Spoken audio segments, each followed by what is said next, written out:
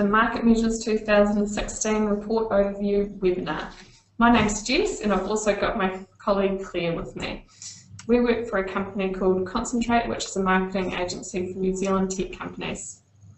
So this is our 8th year of running the Market Measures study with the support of marketing agency Sway Tech.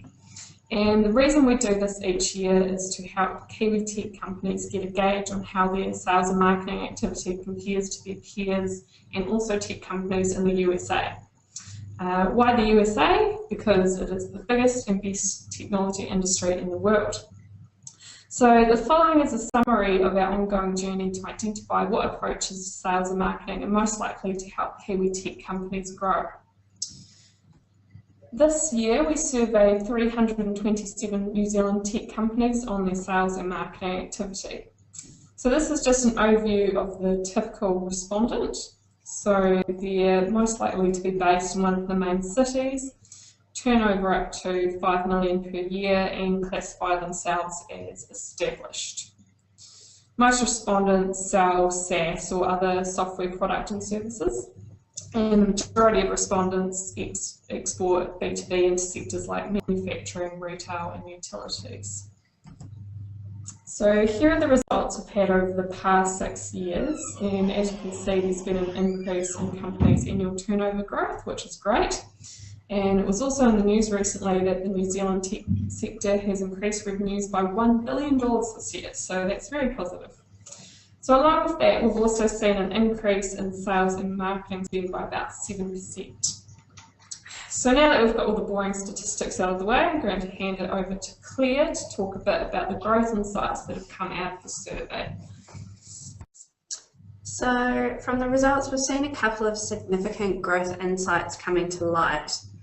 The first one here is that companies can gain more intensity with focus. So what this means is that focusing on a single market and committing all your resources to it will provide better results than spreading yourself across multiple. Selling a single product into different markets is essentially like selling completely different products. The more markets you're selling into, the more stretched your resources become and the less overall success you'll actually achieve. So from the survey, we found that the average New Zealand tech company is focusing on 4.2 industries across an average of 4 different export markets. For a single company, this is essentially like selling 16 different products. In saying this though, it doesn't mean that you can't explore new markets. It's about taking them one at a time, finding your niche and conquering it. The second growth lever, this is that companies need to find out how to capture and express value. We as Kiwi tech companies are not efficiently conveying the value of what we're selling. We're actually underpricing our products. This graph is a quick representation of what the survey respondents identified as their main competitive positioning. The categories here are positioning by price. For example, a warehouse, you'll find the best price with them.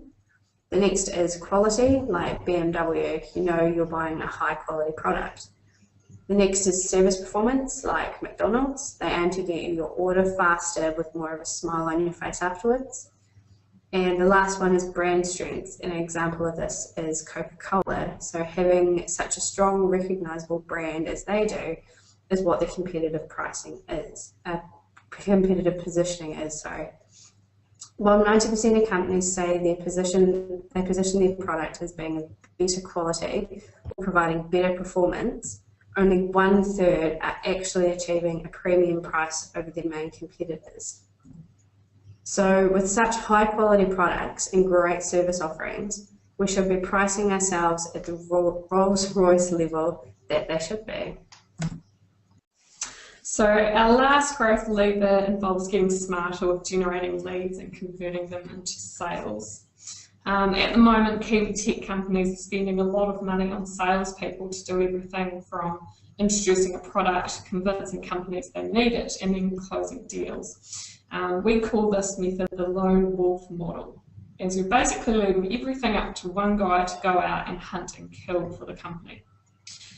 So while digital marketing has grown in relevance, sales-focused tactics still remain dominant, rather than the more efficient approach of using indirect tactics to generate qualified opportunities for sales teams to close.